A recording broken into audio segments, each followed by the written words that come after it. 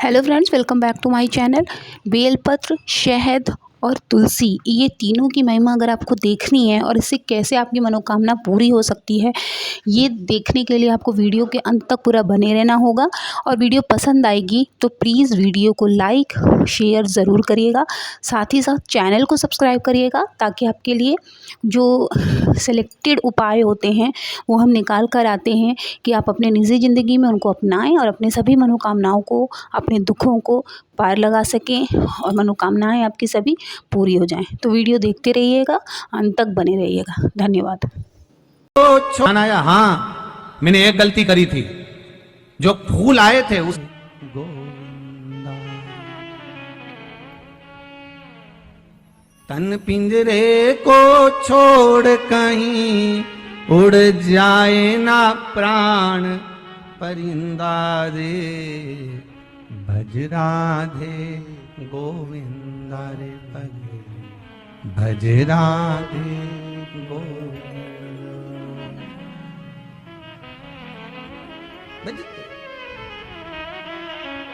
अंतिम बिंदु है, प्राण छूटेंगे। सत्य सत्य बोलने में क्या जाता। सीता जी को ध्यान आया, हाँ मैंने एक गलती करी थी। जो फूल आए थे उसमें से मैंने पुष्प को सूंघ लिया था। भगवान राम को बिना दिए, राम जी के बिना सुगंधित लिए मैंने सूंघ लिया। अब क्या करूं? अब बोलो क्या करा?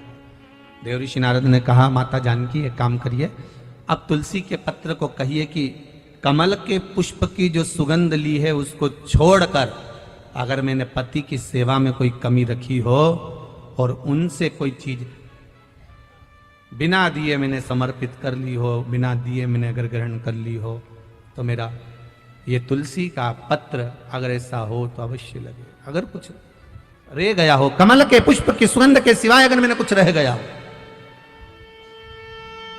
सीता जी ने विनती करी, तुलसी का पत्ता उड़ा, उड़कर वापस पुनः उसी डाली में वापस लग गया, वापस लग गया। देव ऋषि नारद से माता जानकी जी ने कहा, अब तो आप भोजन करेंगे ना मेरे हाथ का? सीता जी बोली, आप भोजन करोगे ना देव ऋषि नारद? नारद जी बोले, हाँ अब मैं भोजन करूंगा। चलो मां, चलते। तब देव ऋषि नारद ने जानकी जी के हाथ का भोजन ग्रहण करा। ध्यान देना, आंवला नवमी के दिन आंवले के वृक्ष की पत्ती मत तोड़ना।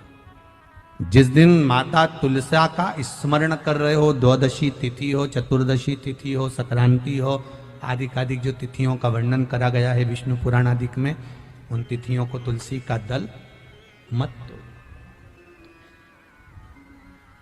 अब आप लोग कहोगे गुरुजी वैकुंठ चतुर्दशी आएगी तो उस दिन तो आप बताते हो कि हरिहर मिलन होता है।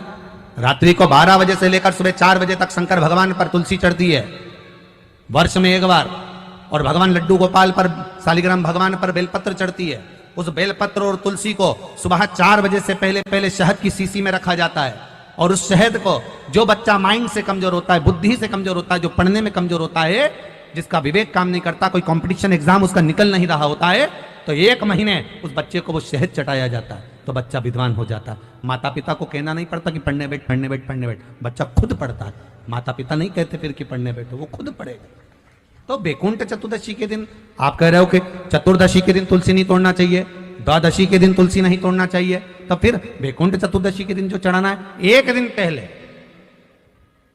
आप उसको रख लो संजोकर। शिव महापुराण की कथा तो यहां तक कहती है कि अगर आप सोमवार का व्रत करते हो, संकट सोमवार का व्रत करते हो, 16 सोमवार का व्रत करते हो, और आप सोमवार के दिन अगर बेलपत्री के वृक्ष से बेलपत्र तोड़ रहे हो तो उसका भी दोष है महाराज, उसका भी दोष है। 1 दिन पहले तोड़ो।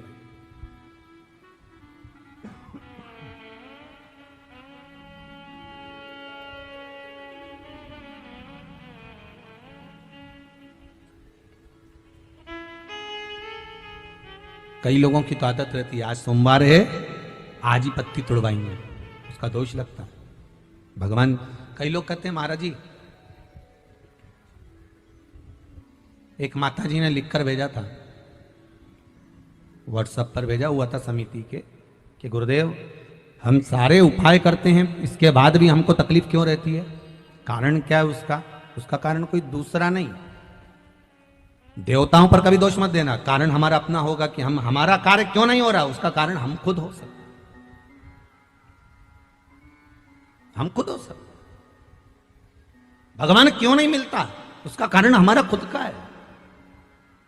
जैसे मान लो कोई तुमसे कहे कि भैया देखो ये सामान मिला ना, और ये सामान मिला कर एक ये औषधि तैयार करना, और औषधि में तुम ये नींबू निचोड़ लेना, और नींबू निचोड़ कर जब तुम खाओगे तो तुम्हें आराम लग जाएगा, जब तुम पाओगे तो तुम्हारा रोग, तुम्हारी बीमारी है वो समाप्त हो जाएगी। अब तुमने तो खाया, उसके बाद भी तुम्हारा रोग समाप्त नहीं हुआ, बीमारी समाप्त नहीं हुई, तो तुम क्या कहोगे? उसने तो गलत बता दिया। बोलोगे कि नहीं बोलोगे? तो वो पूछेगा क्यों, मैंने बताया था तुमको ये लेना, ये लेना, ये लेना, साथ में नींबू निचोड़ना, नींबू निचोड़कर उसका रस उसमें मिलाकर खा लेना, उससे तुम ठीक हो जाओगे। फिर ठीक क्यों नहीं हुए, उसका कारण क्या था? तुमने तो गारंटी ली थी कि मैं ठीक हो जाऊंगा, फिर गारंटी में गया कहां, आखिर वो गारंटी गई कहां? जब सियोर वाला महाराज इतना छाती ठोक ठोक के कहे कि ये करो इसके करने से ये फल मिलेगा, ये करो इसके करने से ये फल मिलेगा, फिर हमारा काम क्यों नहीं हुआ, हमें दुख क्यों मिला, हमें तकलीफ क्यों मिली, उसका कारण समझ लेना। तुमने तो कहा था कि नींबू निचोड़ना, ये दवाई खा लेना, तो आखिर वो दवाई असर क्यों नहीं करी? तो उन्होंने पूछा बताओ क्या क्या करा? हमने ये लिया, ये लिया, ये लिया, उसके बाद हमने नींबू काटा, नींबू काट के हमने नींबू निचोड़ा, नींबू निचोड़ के हमने फिर खाया, पर हमारी बीमारी तो मिटी नहीं। सबकी बीमारी मिट गई, फिर तू क्यों रह गया? भगवान शंकर ने सबका सुना, फिर तू क्यों रह गया? तुझे दुख क्यों आ गया, तुझे तकलीफ क्यों आ गई? फिर से बता कि मैंने ये डाला, ये डाला, ये डाला, नींबू निचोड़ा, फिर उसको खाया, पर मुझे आराम नहीं लगा, उसका कारण क्या है? तो फिर जिसने दवाई बताई थी उसने पूछा ये बता कि तूने नींबू निचोड़ा तो कैसे निचोड़ा? कि ऐसे ही निचोड़ा। नहीं, नींबू तूने निचोड़ा तो निचोड़ा कैसे? अरे तो उसको काटा। अच्छा, तो काटा कैसे? कि लोहे के चक्कू से काटा। बस दवाई वाले ने कह दिया, वो चक्कू जो था ना वो लोहे का था, और लोहे के चक्कू का जो उसमें पदार्थ लग चुका था, और लोहे के चक्कू का उसमें जो जंग था वो आ गया था, और वो निचोड़ने पर पूरी दवाई का नाश कर दिया, इसलिए तेरा काम नहीं हुआ। नींबू निचोड़ना था तो जैसे लोग वो कांदा नहीं रहे, कांदा कैसे फोड़ दे, ऐसे नींबू को फोड़ के और उसका रस निकाल कर, वो प्याज होता ना, प्याज को काट की जगह ऐसे फोड़ दिया, अब उसका रस निकाल कर तो जो नींबू का रस निकाल कर घोट के पी। अब की बार उसने वही करा, ना चक्कू से काटा ना तलवार से काटा, उसने नींबू को डोचा, उसका रस निचोड़ा, खाया, वो ठीक हो गया, हो गया, रोग समाप्त।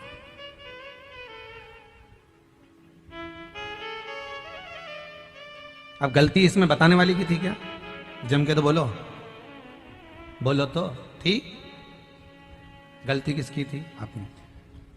उसने कहा था नींबू निचोड़ना, इसने चक्कू से काटा। लोहे के चक्कू का भाग पदार्थ जंग उसमें लग गई, उसका असर दवाई का खत्म। गलती हमारी। आप आए नहीं और सुबह हो गई, मेरी पूजा की थाली धरी की धरी रे गई। क्यों नहीं है? किस लिए नहीं है?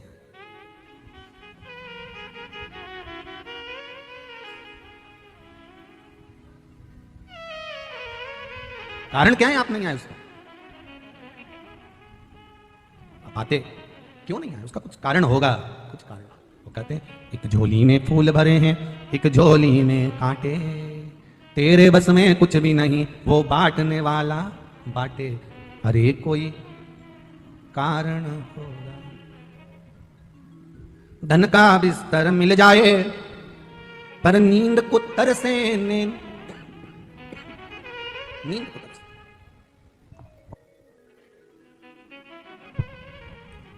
धन का बिस्तर मिल जाए पर नींद को तरसे रे, कांटों पर भी सोकर आए, ओ कांटों पर भी सोकर आए, नहीं किसी के मन